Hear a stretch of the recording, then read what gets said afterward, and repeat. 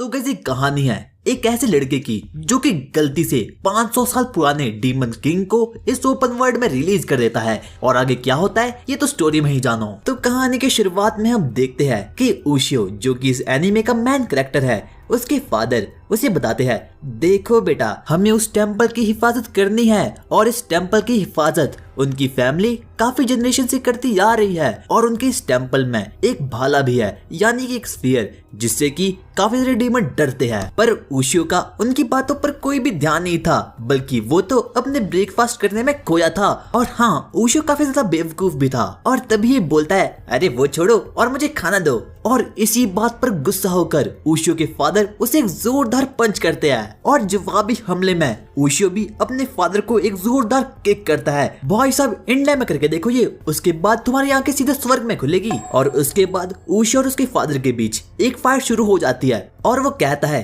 देखो बेटा मैं वेकेशन के लिए शहर से बाहर जा रहा हूँ। पर इसी बात पर उशियो कहता है, अरे डैड ये आपकी महीने की तीसरी ट्रिप है। और उसके बाद वो जाने से पहले उशियो को कहता है कि देखो तुम पुरानी किताबों को एकदम साफ कर देना। और अगले ही सीन में हम देखते हैं कि उशियो आ चुका है टेम्पल में। और ये टेम्पल काफी पुराना था और यहाँ पर काफी पुरानी चीजें भी रखी थी। और उसके बाद उशियो अपना काम करना शुरू कर देता है। पर इतने में ही उसे एक नीचे एक सीक्रेट डोर मिल जाता है और इसके बारे में उसे आज तक बिल्कुल भी पता नहीं था।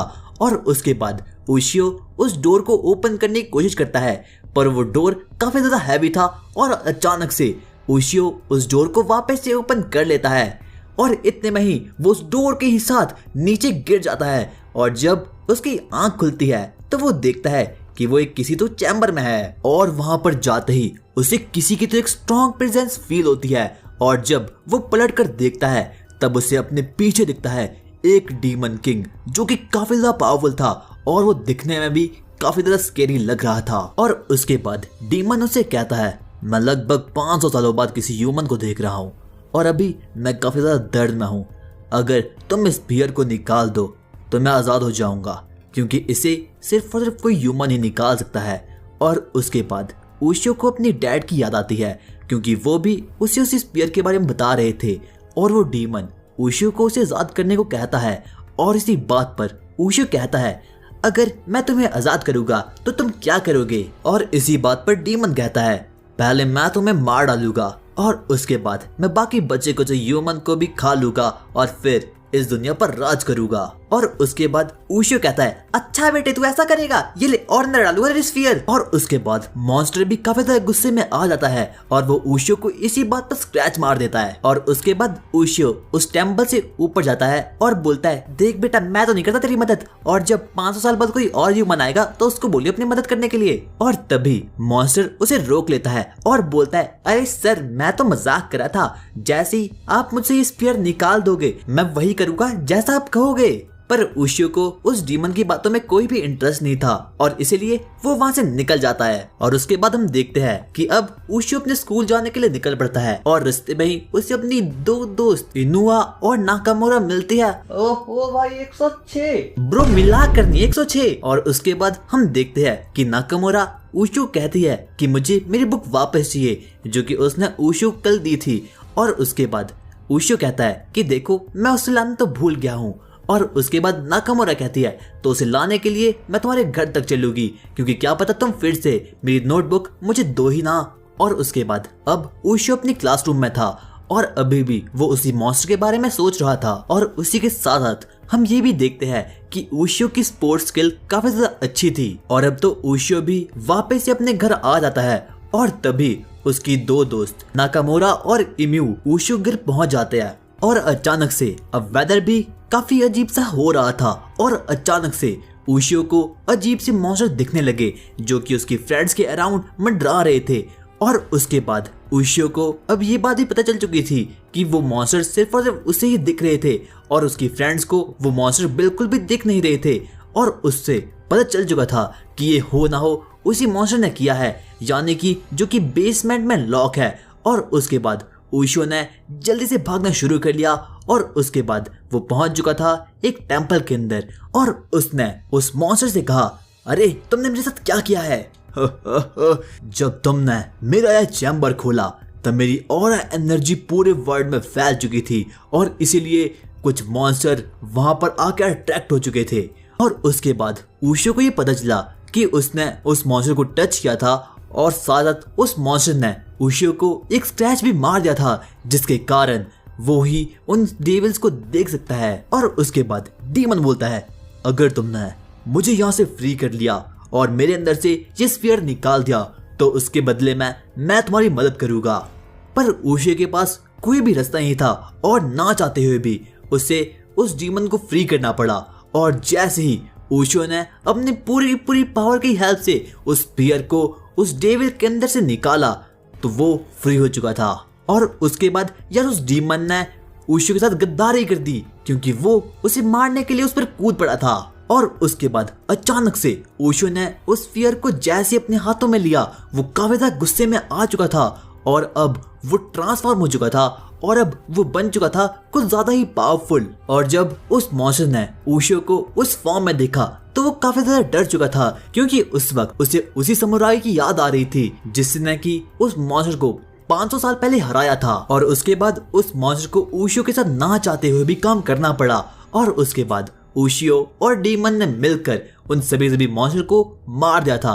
और अगर वो मॉन्स्टर अब ऊशियो की हेल्प नहीं करेगा तो ऊशियो वापस से उसे ट्रैप कर सकता है। और उसके बाद वो डीमन भी उस ऊशियो के कंधे पर आकर बैठ जाता है और अब ऊशियो से नाम देता है टोरा। और अगली ही सुबह हम देखते हैं कि ऊशियो अचानक से उठता है क्योंकि टोरा ने उसकी टीवी को ब्रेक किया था। और ऐसा इसलिए क्योंकि टोरा ने उस टीवी पर देखा था किसी समुराई को। और उसके बाद हम देखते हैं कि ऊशियो भी निकल चुका है अपने स्कूल के लिए और टोरा उसके शोल्डर पे बैठा हुआ है। पर टोरा को ऊशियो के अलावा कोई भी देख नहीं सकता और अब ऊशियो को अपने साथ वो स्फीयर कैरी करना ही होगा। क्या पता टोरा कब गद्दारी कर दे। और उसके बाद ऊशियो की दो फ्रेंड उसे बताती है कि उन लोगों ने एक स्कैरी ड्रीम देखा था रात को। पर ऊशियो बस हंसता है और सोचता है शुक्र है यार इन्हें ना रियलिटी का पता नहीं है। और उसके बाद ऊशियो की दोस्त से बताती है कि वो लोग जा रहे ओल्ड स्कूल में ताकि वो लोग वहां पे थोड़ी बहुत लाइब्रेरी की सेटिंग कर दे। पर बहुत टाइम बीत जाता है और अभी तक ऊशियो की दोस्त उस स्कूल से वापस नहीं आई होती। और अचानक से ग्राउंड से एक बहुत ही खतरनाक आवाजें आने लगी जो कि सिर्फ और सिर्फ ऊशियो को ही सुनाई दे रही थी। और उसके बाद ऊशियो को पता चल चुका था कि हो ना हो यहाँ पर कुछ गड़बड़ पक्का चल रही है। और जल्दी से ऊशियो अपनी क्लास से बाहर जैसे ही निकला उसने सबसे पहले देखा एक लड़की को जो कि आधी स्टोन में बदल चुकी थी। और हो ना हो ये किसी न किसी डीमन का काम ही होगा। और उसके बाद बहुत सी मीडिया और बहुत से पुलिस वाले भी उस ओल्ड स्कूल के नीचे आ चुके थे। और उसके बाद ऊशियो ने टोरा से कहा भाई जल्दी यार मुझे बता दे कि आखिरकार यहाँ पर चल कर रहा है। और इसी बात पर टोरा कहता है अरे तू तो बहुत वीक है, क्या तुझे प्रेजेंस फील नहीं हुई द रॉक डीमन की। और उसके बाद ऊशियो ने टोरा को बालों से पकड़ा और कहने लगा मुझे थोड़ी और इन्फॉर्मेशन दे। पर इसी बात पर टोरा ने एक स्क्रैच मार दिया ऊशियो पर। और उसके बाद टोरा कहने लगा मेरे लिए इंसान बिल्कुल भी मायने नहीं रखते। और अचानक से ऊशियो वापस से ट्रांसफॉर्म हो चुका था अपनी चैट वाली फॉर्म में। और उसके बाद वो लोग लड़ाई करने लगे। और उसके बाद टोरा ने ऊशियो को वो पूरी की पूरी डिटेल देने लगा और वो कहने लगा ये काम हो ना हो पक्का उस रॉक मॉन्स्टर का ही है। वो पहले वेट करता है अपने शिकार का उसके एरिया तक पहुंचने में। और जैसे ही उसका शिकार उस एरिया में आ जाता है वो उन्हें स्टोन में बदल देता है। और उसी के साथ टोरा ऊशियो को यह भी बताता है कि रॉक मॉन्स्टर काफी ज्यादा पावरफुल होते हैं और वो एक क्या 5 समुराई को भी एक साथ मार सकते हैं। और तब ऊशियो को पता चल चुका था कि हो ना हो उसकी दो दोस्त भी खतरे में है। और जल्दी से ऊशियो उस ओल्ड स्कूल के अंदर जाने लगा और सबसे पहले उसने एक इनविजिबल केज को कट कर दिया जिसके थ्रू वो उस ओल्ड स्कूल के अंदर जा पाए। और उसके बाद अचानक से वहां पर आ चुका था एक अजीब सा रॉक मॉन्स्टर। और उसके बाद ऊशियो और उस रॉक मॉन्स्टर में एक बहुत बढ़िया बैटल शुरू होने लग गई।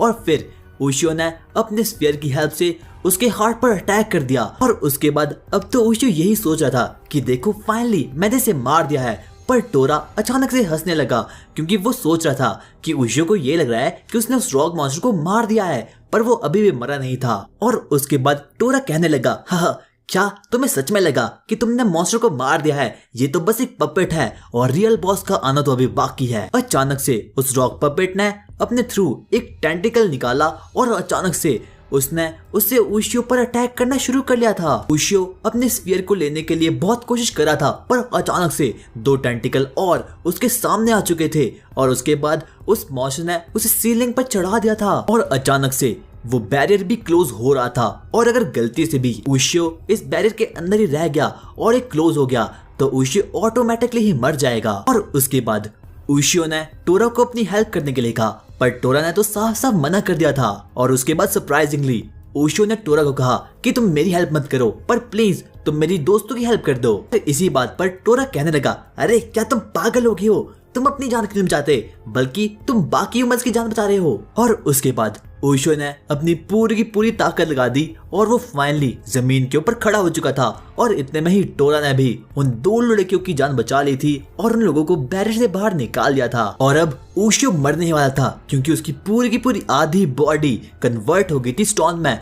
और उशियो ने लास्ट बार टोरा को देखा और उसने उसे कहा बाय। और पता नहीं कैसे पर टोरा को कुछ तो हिट हुआ और अचानक से वो उस बैरियर के बीच में खड़ा हो चुका था। और अब उसका एम सिर्फ और सिर्फ यही था कि उसे किसी भी हालत में उस बैरियर को बंद होने से बचाना है ताकि वो उशियो की जान बचा सके। और उसके बाद वो रॉक ईटर काफी ज्यादा शॉक हो चुका था क्योंकि उसने पहली बार देखा था कि कोई मॉन्स्टर ह्यूमन की साइड ले रहा है। और उसने वापस से बहुत सारे टेंटिकल टोरा में भी घुसेड़ दिए थे। और उसके बाद हम देखते हैं कि अचानक से वो स्फीयर आ चुका है उशियो के सामने और उसने उसकी स्टमक पर वार कर दिया है। और जैसे ही वो स्फीयर उसके स्टमक पर लगा वो वापस से अपनी ह्यूमन फॉर्म में आ चुका था। और उसके बाद वो स्फीयर टोरा के पास जाने लगा, जिसे देखकर टोरा काफी ज्यादा शॉक हो चुका था और वो काफी ज्यादा डर भी चुका था।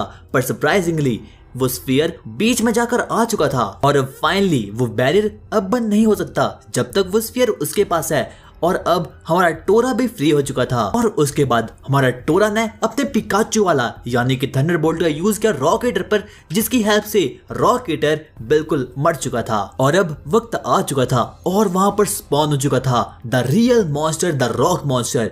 और उसके 2 सर थे और वो बिल्कुल एक स्नेक जैसा दिखाई दे रहा था। और उसके बाद टोरा ने उशियो से कहा, देखो ये वही रियल मॉन्स्टर है और तुम्हें इसकी आंखों पर वार करना ही होगा और तभी ये मरेगा। और सबसे पहले उशियो टोरा से नीचे गिर चुका था और अब उसने बारी बारी कर कर उस रॉक मॉन्स्टर की आई पर वार किया एंड फाइनली वो रॉक मॉन्स्टर बिल्कुल एकदम खत्म हो चुका था। और उसके बाद उशियो ने अपने स्फीयर की हेल्प से जो ह्यूमंस रॉक में कन्वर्ट हो चुके थे उन्हें भी उसने फ्री कर दिया था। और अब वो टोरा के साथ ऊपर आसमान की ऊंचाइयों में कहीं तो झूम रहा था। और उस रात उशियो और टोरा टीवी पर पहली बार आए थे, जिसे देखकर टोरा काफी ज्यादा एक्साइटेड था और दूसरी तरफ उशियो सोने की कोशिश कर रहा था। और नेक्स्ट मॉर्निंग हम देखते हैं कि उशियो के फादर भी अपनी ट्रिप से वापस लौट आए थे और अब उशियो के फादर वापस से उसे लेक्चर दे रहे थे उसी स्फीयर के बारे में और उसी मॉन्स्टर के बारे में। पर उशियो को इन बातों में बिल्कुल भी इंटरेस्ट नहीं था और इसीलिए वो वहां से उठकर जाने वाला था कि इतने में उसके फादर ने उसके हाथ में देखा वही लेजेंडरी स्फीयर। पर उसके फादर को अभी तक विश्वास ही नहीं हो रहा था कि एक रियल लेजेंडरी स्फीयर है। और इसीलिए उशियो के फादर गए टेम्पल में और जैसे उन्होंने देखा कि वहां पर सब कुछ तहस नहस हुआ है और वो बंकर भी एकदम बिल्कुल डिस्ट्रॉय हो चुका है, तब उन्हें यकीन हो चुका था कि जो स्फीयर उशियो के पास है वो कोई फेक नहीं बल्कि वो एकदम रियल है। और उसके बाद हम देखते हैं कि उशियो और उसके फ्रेंड्स और टोरा गए होते एक आर्ट गैलरी में और वहां पर वो डिफरेंट टाइप्स की कुछ पेंटिंग देख रहे होते हैं। और उसके बाद उसी आर्ट गैलरी में उन्हें मिलती है एक बहुत ही ज्यादा वियर्ड पेंटिंग जो कि काफी ज्यादा लेजेंडरी पेंटिंग होती है। और उशियो बताता है कि इस पेंटिंग को बनाने के बाद इसका आर्टिस्ट मर चुका था और टोरा बस लगातार उस पेंटिंग को देख रहा होता है मानो वो किसी चीज को महसूस कर रहा हो। और उसे पता चल चुका था कि ये पेंटिंग किसी नॉर्मल ह्यूमन नहीं बल्कि द ह्यूमन डीमन ने बनाई है। और उसके बाद हम देखते हैं कि अगली ही सुबह उशियो वापस से निकल जाता है स्कूल के लिए, पर इतने में ही वहां पर उसे अपना सीनियर मिल जाता है और वो बेमतलब के उशियो की पिटाई करना शुरू कर लेता है। और दूर खड़ा टोरा ये देखकर बहुत हंस रहा होता है। पर इतने में ही वहां पर एक अजीब सी लड़की आ जाती है और वो उस सीनियर को ये सब कुछ बंद करने के लिए कहती है। और उसके बाद हमारा उशियो भी अपने सीने से बच जाता है। और उसके बाद उशियो उस लड़की से काफी ज्यादा इम्प्रेस हो चुका था और वो उसके पीछे पीछे जाने लगा। और तब उसे ये रियलाइज हुआ कि ये लड़की कोई और नहीं बल्कि वही आर्ट वाली लड़की है। और देखते ही देखते ऊशो उसके पीछे पीछे चलना शुरू हो जाता है और वो उससे बस एक ही बात पूछ रहा था कि क्या ये वही लड़की है जो कि आर्ट गैलरी में थी। और उसके बाद रिको बिना कुछ कहे वहां से चल पड़ती है और इतने में ही एक बहुत बड़ा ट्रक टोरा और ऊशो को मारने के लिए आ रहा होता है कि इतने में ऊशो अपना स्फीयर निकाल देता है और वहीं पर उस ट्रक को रोक देता है। और उसके बाद बिना कुछ सोचे समझे ऊशो चल जाता है अपनी दोस्त के घर यानी कि नाको के घर। और उसके बाद वो उससे रिको के बारे में पूरी की पूरी बातें पूछता है और उसके बाद नाकामोरा उससे पूरी की पूरी बातें बताती है कि देखो वो पिछले साल ही हमारे स्कूल में ट्रांसफर हुई है पर वो किसी से भी बात नहीं करती। पर एक बार एक लड़के ने उसे बाहर जाने के लिए कह दिया और उसी दिन उसकी मौत हो गई। और एक दिन रिको ने नाकामोरा को भी कह लिया कि तुम मेरे पास मत आओ वरना तुम्हारे साथ भी काफी गलत चीजें हो सकती है। और उसी वक्त बहुत सारे शार्प ऑब्जेक्ट्स आसमान से गिरने लगे और तभी रिको ने नाकामोरा की जान बचा ली थी। और उसी दिन से नाकामोरा रिको से कभी भी नहीं मिली। और उसी दिन जब शाम को ऊशो अपने घर जा ही रहा होता है कि इतने में वापस से उसे रास्ते में मिल जाता है उसका सीनियर और वो उसे बोलता है अबे देख तू मेरी बंदी से दूर रही हो। और उसके बाद ऊशो और उसके सीनियर के बीच एक बहुत बड़ी फाइट शुरू हो जाती है। और उसके बाद उसका सीनियर उसे बताता है कि जब रिको और वो छोटे थे तो वो एक दिन उसके घर गया था और जब उसने देखा कि उसके फादर एक अजीब सी पेंटिंग पर काम कर रहे हैं मानो ऐसा लग रहा था कि उन्हें किसी ने पजेस कर रखा है। और उसके ठीक अगले दिन ही उसके फादर की डेथ हो चुकी थी और वो एक डीमन में कन्वर्ट हो चुके थे। और उसी दिन से वो रिको को कभी भी अकेले नहीं छोड़ते थे और हमेशा उसको प्रोटेक्ट करते थे। और उसके बाद ऊशो ने ये ठान लिया था कि मैं रिको को कभी भी अकेले पढ़ने नहीं दूंगा। और अगले ही सुबह जब उनके स्कूल में एक डांस हो रहा था तब ऊशो ने रिको को उसके साथ डांस करने को कहा। और जब वो डांस कर रहे थे कि इतने में एक सैंड स्टॉर्म आ चुकी थी और अचानक से ऊशो को किसी ने पीछे से स्क्रैच मार रखा था और ये कोई और नहीं बल्कि वही डीमन था। और उसके बाद वो डीमन ऊशो को मारने वाला था पर इतने में ही टोरा वहां पर आ चुका था और उसने अपने पिकाचू वाली थंडरबोल्ट की हेल्प से वापस से उस सैंडस्टॉर्म वाले डीमन को वापस से कहीं हाइड कर लिया था। और उसी वक्त ऊशो का सीनियर भी वहां पर आ चुका था और जब उन लोगों ने अपने चारों तरफ देखा तो उन्हें पता चल चुका था कि रिको वहां से कहीं तो निकल गई है और वो वहां पर थी ही नहीं। और जब वो लोग उसके घर पर पहुंचे तब उन्हें पता चला कि रिको उसके घर के टॉप पर है और वो वहां से नीचे कूदने वाली है। और अचानक से रिको ने वहां पर खड़े खड़े नीचे जंप मार ली थी पर अचानक से ऊशो ने अपना स्पीयर उसकी तरफ फेंका और फाइनली रिको बच चुकी थी। और उसके बाद वो लोग जल्दी से फर्स्ट फ्लोर पर जा पहुंचे और उन्होंने जैसे तैसे करके रिको की जान बचा ली थी। और उसके बाद हम नीचे देखते हैं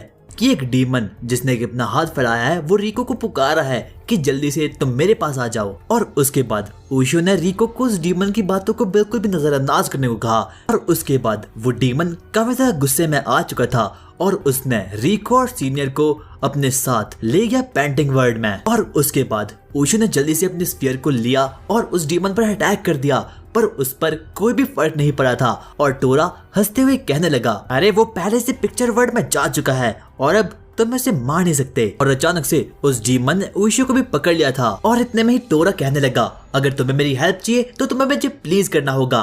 पर ऊशो ने ऐसा बिल्कुल भी नहीं किया और वो पेंटिंग वर्ल्ड के अंदर जा ही रहा था कि इतने में टोरा को बहुत ज्यादा गुस्सा आ चुका था और वो अचानक से पेंटिंग वर्ल्ड में कूद चुका था और उसने अचानक से उस डीमन को स्क्रैच कर लिया। और उसके बाद टोरा ने ऊशो का हेड पकड़कर उन लोगों को पेंटिंग वर्ल्ड से बाहर निकाल दिया था। और जब हमारा ऊशो उस पेंटिंग को मारने वाला था कि इतने में ये बेवकूफ लड़की उसके पास आ गई और ठीक स्फीयर उसके अंदर से बाहर निकल चुका था। और इस मूवमेंट पर ऊशो और उसका सीनियर भी बहुत ज्यादा शॉक हो चुके थे कि आखिरकार इस बेवकूफ लड़की ने ऐसा किया क्यों है। और उसके बाद हमें पता चल चुका था कि उस स्फीयर का कोई भी इफेक्ट ह्यूमन में पड़ता नहीं है क्योंकि ये स्फीयर सिर्फ और सिर्फ डीमन को मारने के लिए बनाया गया है। और उसके बाद वो ठीक अपने पीछे एक गोल्डन प्रोजेक्शन देखते हैं और वो किसी और की नहीं बल्कि रिको की डैड की होती है। और उसके बाद से ही टोरा और ऊशो साथ में रहने लगे पर टोरा हर मूवमेंट पर ऊशो पर अटैक करते रहता चाहे वो बाथरूम में हो या फिर चाहे वो जहां पर भी हो।